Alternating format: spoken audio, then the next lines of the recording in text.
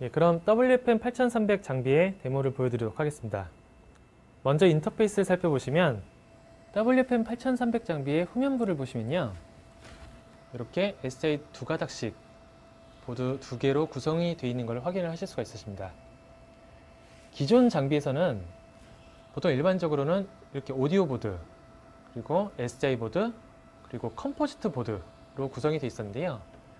SI 옵션 두 개를 선택을 하시게 되면은 컴포지트 보드를 빼고 이렇게 SI 보드를 하나를 추가를 하게 됩니다. 그래서 각각 입력 두 개씩으로 이루어진 쿼드 링크를 받아보실 수 있으시고요. 그래서 이렇게 네 가닥으로 이루어진 UHD 소스, 그리고 레퍼런스 입력, 그리고 75옴 터미네이션을 사용을 하셔서 종단 처리를 하시면은 WFM 8300 장비에서의 4K UHD 모드의 준비가 끝납니다. 네, 다음으로는 제 전면부를 보시면은 지금 현재 제너레이터에서 인풋 1A번의 HD 소스를 받고 있고요. 그리고 레퍼런스 신호로는 레퍼런스 NTSC 신호를 지금 받고 있습니다. 그래서 블랙버스트의 레퍼런스를 받고 그 기준으로 삼아서 STI 신호를 지금 입력을 웨이폼 모니터 8300에서 받고 있고요. 아까 말씀드린 것처럼 컴피그 버튼을 눌러서 4K UHD 모드로 전환을 해보도록 하겠습니다. 컴피그 버튼에서 가장 처음에 인풋 모드에서요. 보시면은 인풋 모니터 모드에서 현재 지금 싱글로 세팅이 되어 있고요. 아래 보시면 UHD 4K 비디오라는 메뉴가 있습니다. 이동을 하게 되면은 화면이 하얗게 되다가 다시 정상 화면으로 돌아오게 되고요. 그리고 다시 컴피그 버튼을 눌러서 빠져나오게 되면은 3840 2160p의 59.94 프레임 레이트로 받고 있는 4K 모드를 확인을 하시면서요. 아까 인풋 1A에만 불이 들어와 있었는데 지금은 1, 2, 3, 4번으로 이루어진 SDI 신호를 모두 다 받고 있는 걸 확인을 하실 수가 있으십니다. 지금 현재는 블랙버스트 신호로 지금 레퍼런스를 받고 있는데요. 예를 들어 이 블랙버스트 신호를 트라이 레벨 신호로 바꾸게 된다면은 레퍼런스를 잃었다가 다시 트라이 레벨로 신호를 받으면서 레퍼런스 신호가 1080의 59.94 프레임 레이트로 받으시고 있는 것을 확인하실 수 있으십니다. 지금 이제 비디오 세션 창을 먼저 보면은요.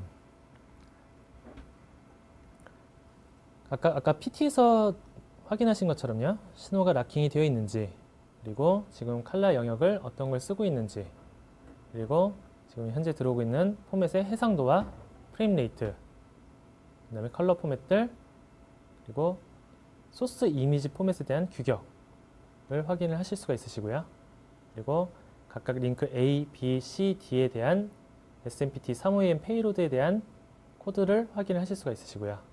그리고 스톡 비트가 있는지 없는지, 그리고 각 링크에 대한 CRC 코드도 마찬가지로 확인을 하실 수가 있으십니다. 부가적인 데이터가 있으면 있다, 없으면 없다라고 나온다고 말씀드렸는데요. 있으면은 이게 Y 또는 C 신호에 있는지 없는지도 표현을 할 수가 있고요.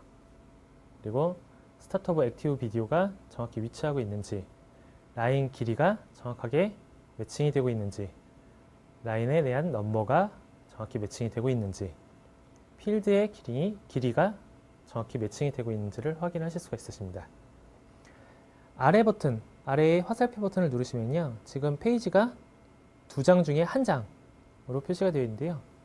아래를 눌러보시면은 두 번째 페이지로 넘어갈 수가 있고요. 두 번째 페이지에는 기존의 비디오 세션 창에서 보셨던 게머 에러들, 그리고 Y하고 C 신호에 대한 CRC 에러를, 그리고 엔실러리 데이터에 대한 책섬 에러를 각각 확인하실 수가 있으십니다.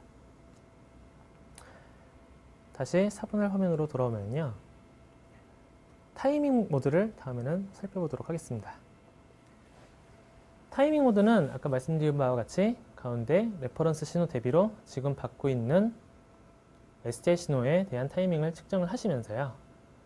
동시에 링크 A 대비로 봤을 때 링크 B, C, D에 대한 타이밍을 확인하실 수가 있으십니다.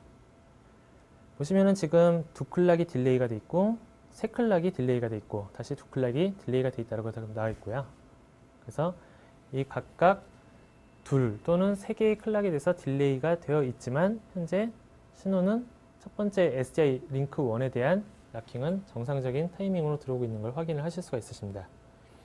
일반적으로 7개 또는 8개 클락 이내로 들어오게 되면은 별 무리 없이 화면에 표시를 하실 수가 있으시고요. 하지만 이게 어느 정도 타이밍이 벗어나 가지고선 화면에 영향이 있는지에 대한 임계치는 따로 정해져 있는 바는 없습니다. 그렇기 때문에 이런 타이밍 모드를 측정을 하시면서 현재 받고 계시는 4K 입력에 대한 각각 타이밍들을 측정을 통해서 어느 정도로 정상적인 타이밍 이내에서 화면이 이루어지고 있는지를 확인을 해 주셔야 될 겁니다. 다시 4분할로 돌아가 보면요.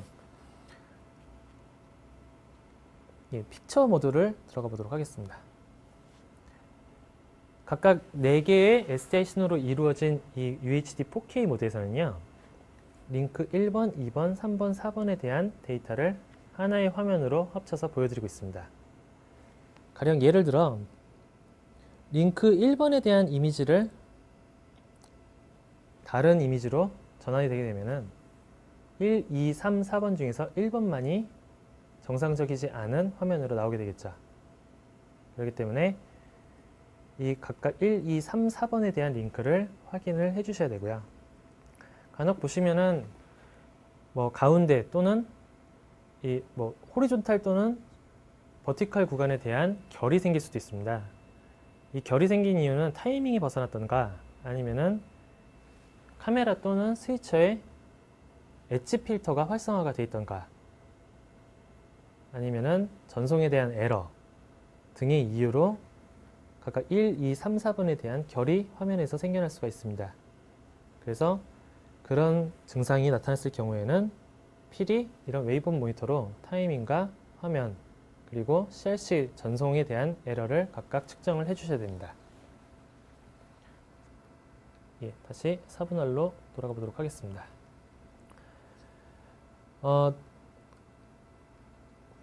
웨이브폼 모니터에서는요.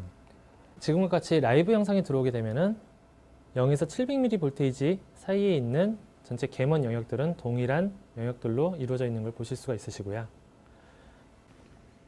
다음에는 아이지터 파형을 측정을 해보도록 하겠습니다. 처음에 말씀을 드린 것처럼 트레이스 뷰는 2개만 지원을 하기 때문에 이런 웨이포 파형 또는 벡터 파형을 꺼주셔야 됩니다. 따라서 지금 현재 사용을 하고 있는 웨이폼을 에러 로그 창으로 한번 바꿔보겠고요. 그리고 2번, 4번에 대해서 아이지터 파형으로 전환을 해보도록 하겠습니다. 2번은 타이밍 지터, 4번은 얼라이먼트 지터에 대해서 측정을 해보도록 하겠고요. 3번은 SDI 스테이터스를 통해 가지고선 각각의 지터들을 하나의 화면으로 합쳐보도록 하겠습니다. 보시면은 기존에 보셨던 아이지터 파형이랑 동일한 모습을 보실 수가 있으시고요. 그리고 각각 타이밍과 얼라이먼트 지터 값에 대해서 실제 몇 UI가 지금 벗어나고 있는지 임계치가 어느 정도로 구성이 되어 있는지를 육안으로 확인을 하실 수가 있으시고요. 3번 SDI 스테이터스 창을 확대를 해보면요. 타이밍 지터, 얼라이먼트 지터를 확인을 하시면서요. 케이블에 대한 노이즈, 그래서 이 로스 값들이 어느 정도로 지금 나와 있는지, 그리고 지금 사용을 하고 있는 BNC 케이블에 대한 길이에 대한 추측치, 그리고 레벨 값들, 그리고 마찬가지로 추측이 되는 케이블의 타입, 그리고 I에 대한 앰플리튜드, 라이징, 폴링 타임에 대해서 서술을 하고 있습니다. 그래서 이런 화면들은 마찬가지로 I 파형을 확대를 하셔서요. 이 호리존탈 조그 셔틀을 왼쪽으로 눌러 놓으시면 아까 SI 스테이터스 창에서 보셨던 값들을 마찬가지로 확인을 하실 수가 있으십니다.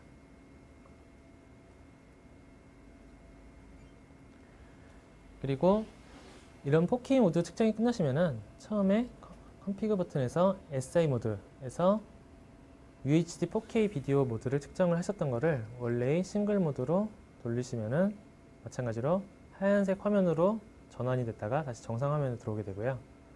컴피그 버튼을 누르셔서 원래의 화면으로 돌아가게 되면은 하나의 인터페이스를 받고 있는 것을 확인을 하실 수가 있으십니다.